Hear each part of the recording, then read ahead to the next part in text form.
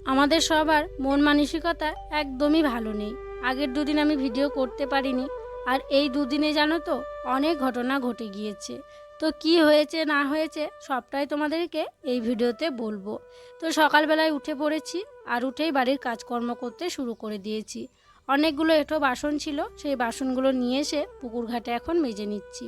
আগে মারুলি ঝাড় দিয়েছি, তো এক এক করে বাসনগুলো মাজছি। তো বাসনগুলো মাজা হয়ে গেছে, তারপরে দেখো ধুতেও শুরু করলাম। তো যাই হোক বন্ধুরা, শুভ সকাল। আশা করছি তোমরা যে যেখানে আছো সকলে ভালো আছো, সুস্থ আছো। বীরভূম জেলার ছোট্ট একটি গ্রাম থেকে আমি দৈবকী তোমাদের সকলকে জানাই আমার ব্লগ চ্যানেলে অনেক অনেক স্বাগত, আর আমার অনেক অনেক ভালোবাসা।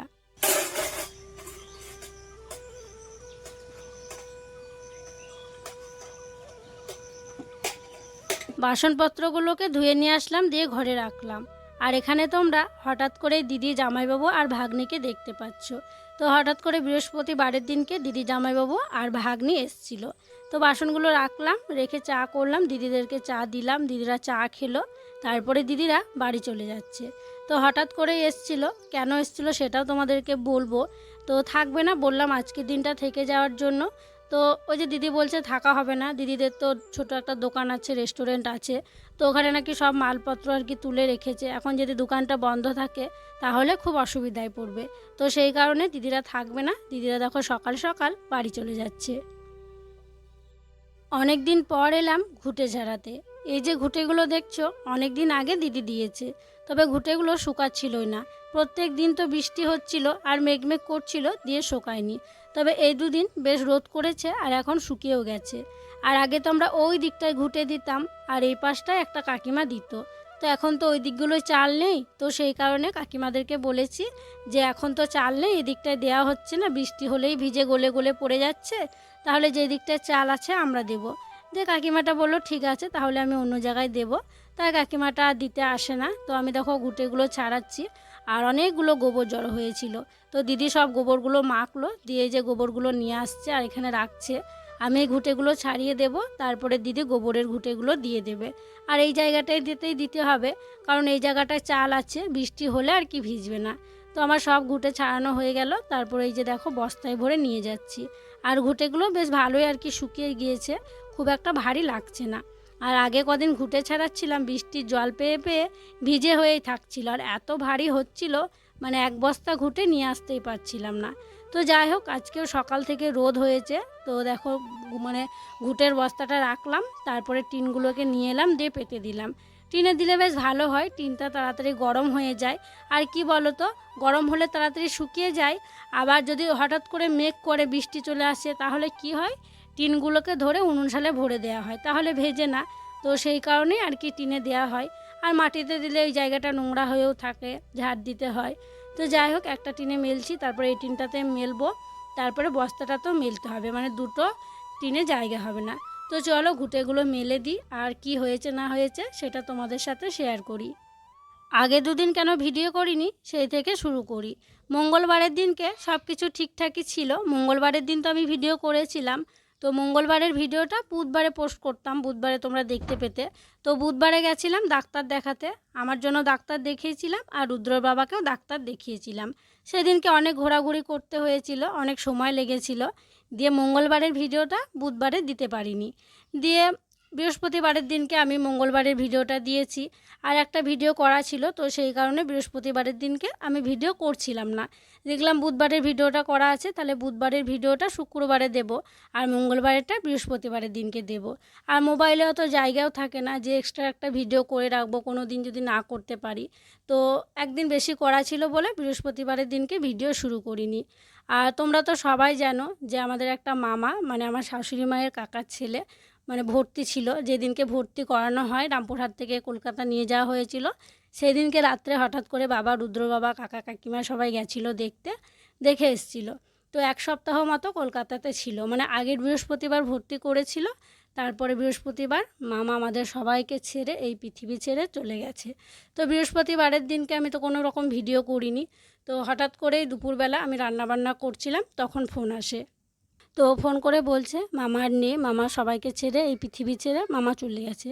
মানে শোনার পর আমাদের কি বলবো, পায়ের তলা থেকে মাটি একদম সরে গিয়েছে। মামা যে খুব বেশি বয়স তাও নয়, ছোট ছোট দুটো মেয়ে আছে। মানে আমরা শুনেই অবাক, জানো তো, আমরা কেউ ভাবতে পারিনি যে এইভাবে মামা আমাদের সবাইকে ছেড়ে চলে যাবে। তো কি করে যে কি হয়ে গেল। তো এইসব শোনার পর কার ইচ্ছে করে ভিডিও করতে বলো তো।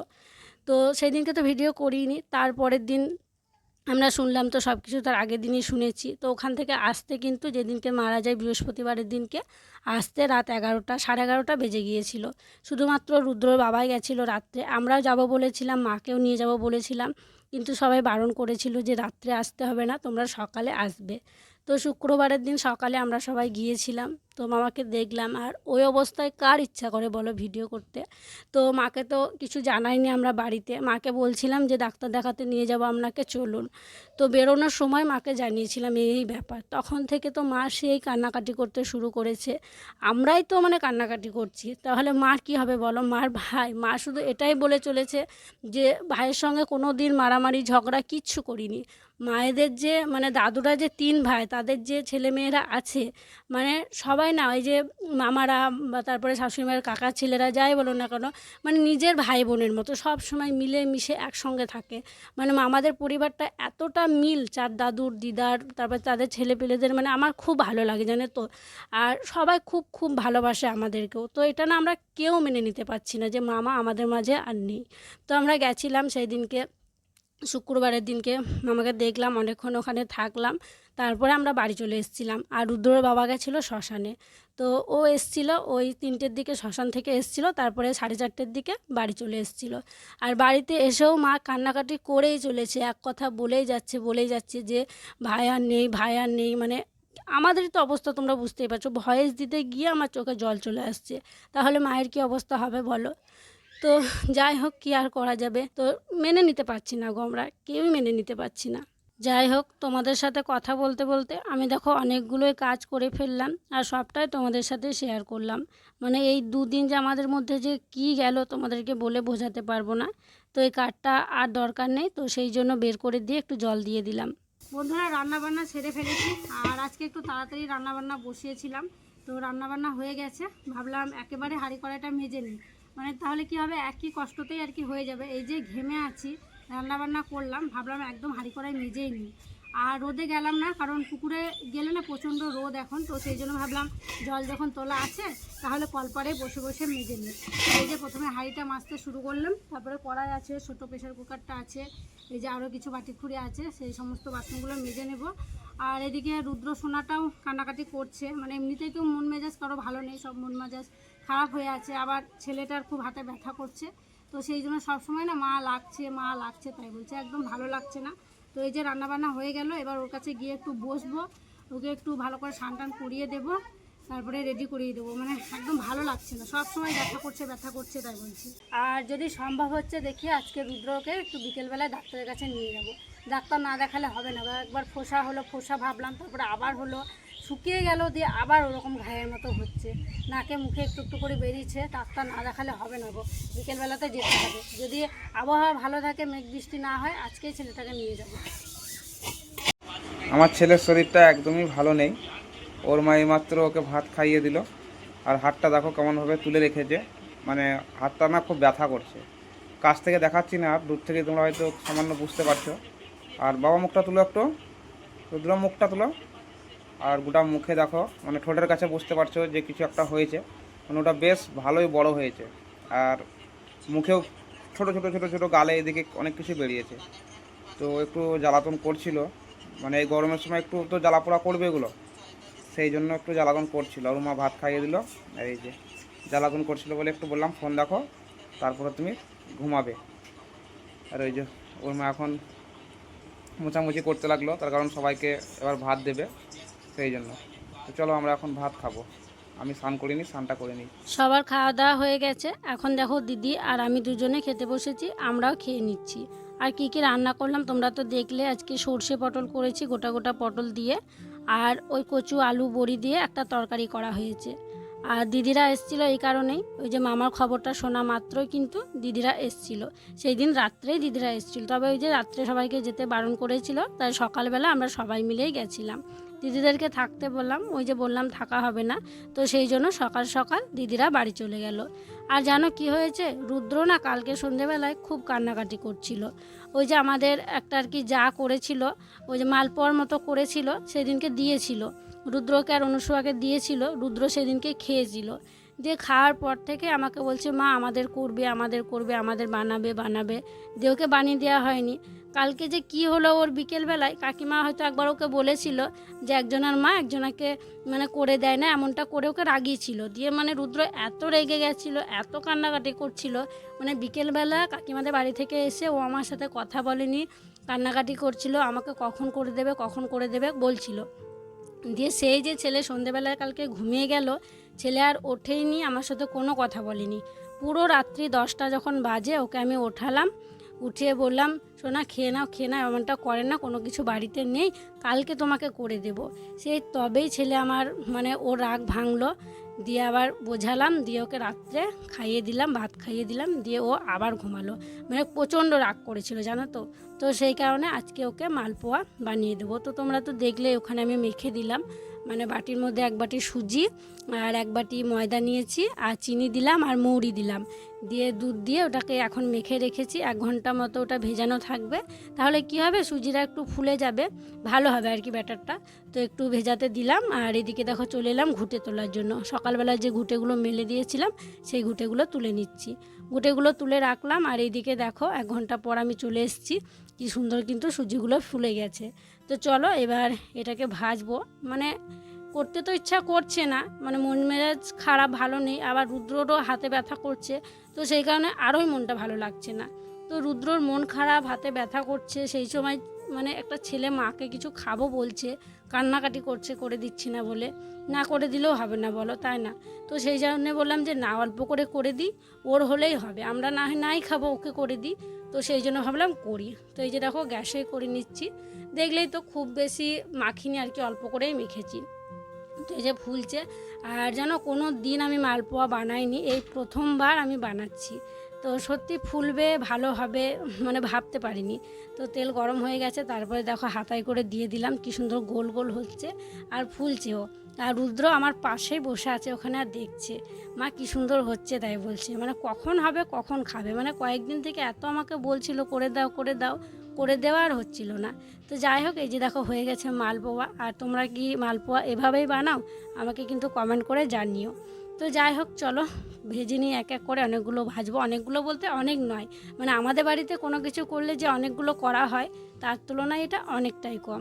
তো একদিকে রস করে নিলাম, ও বলছে রসে ভেজানো খাবে, আর মালপোয়া তো রসে ভেজানোই হয়। তো রস করে নিলাম, রসে দেখো এখন ভিজিয়ে রাখছি। তো এখন কিছুক্ষণ ভিজিয়ে রাখবো, তারপরে খাওয়া হবে।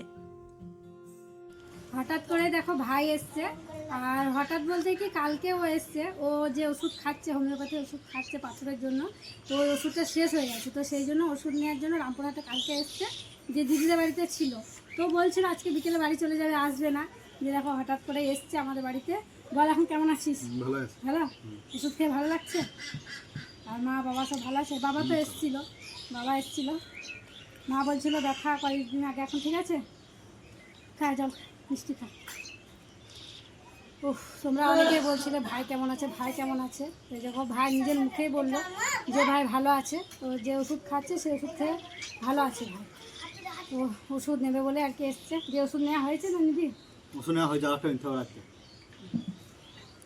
আর যা গরম, ঘরে বেশি গরম জানো তো, ফ্যানের হাওয়াতে বসেও গরম লাগছে। তো সেই জন্য বললাম বাইরে বস, বাইরে তো প্রকৃতির হাওয়াটা একটু হলেও ঠান্ডা আছে, তাই বাইরে বসতে দিলাম। সকালের দিকে আমরা ডাক্তার দেখাতে যাইনি, ভাবলাম সারাদিনটা দেখি ঘাটা কেমন থাকছে না থাকছে, আর কেমন থাকে না থাকে দেখবো, দিয়ে টোটো বলবো বিকেলে, দিয়ে টোটোয় করে আমরা যাব। টোটোয় করে যাওয়ার কথা ছিল, তবে টোটো বলিনি। তো ভাই এসছে, দিয়ে ভাই এসে বলছে আমি যখন এসছি তাহলে আর টোটো বলতে হবে না, চল গাড়িতে করেই যাই।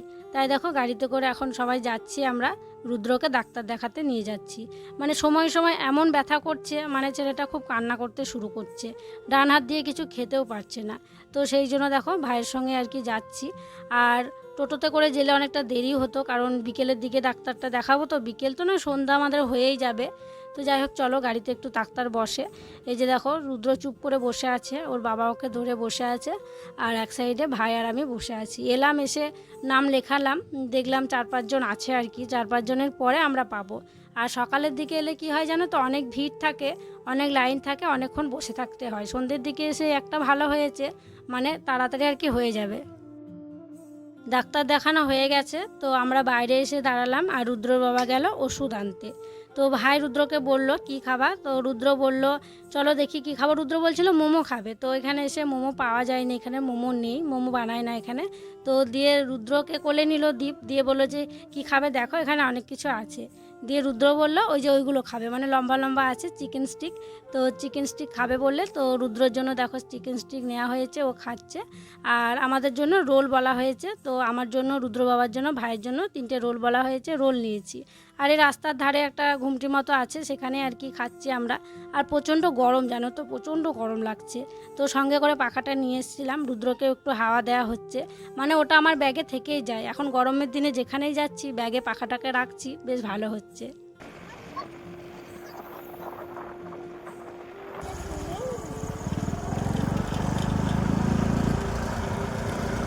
বাড়ি চলে এসেছি, আর বাড়িতে এসে হাত মুখ ধুলাম, তারপরে দেখে নিচ্ছি কি ওষুধ দিয়েছে, মানে এখন খাওয়ার আগে আছে নাকি সেটাই দেখে নিচ্ছি।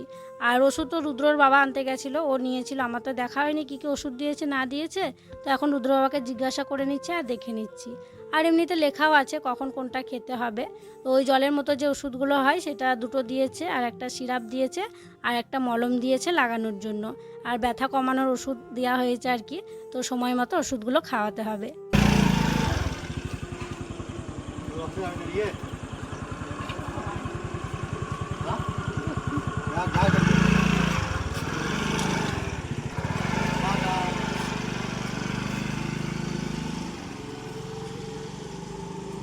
ভাই চলে গেল, তোমরা তো দেখলেই। তো ভাইকে থাকার জন্য বললাম, কিন্তু ভাই থাকবে না, কালকে সকাল সকাল ভাই বাড়ি চলে যাবে।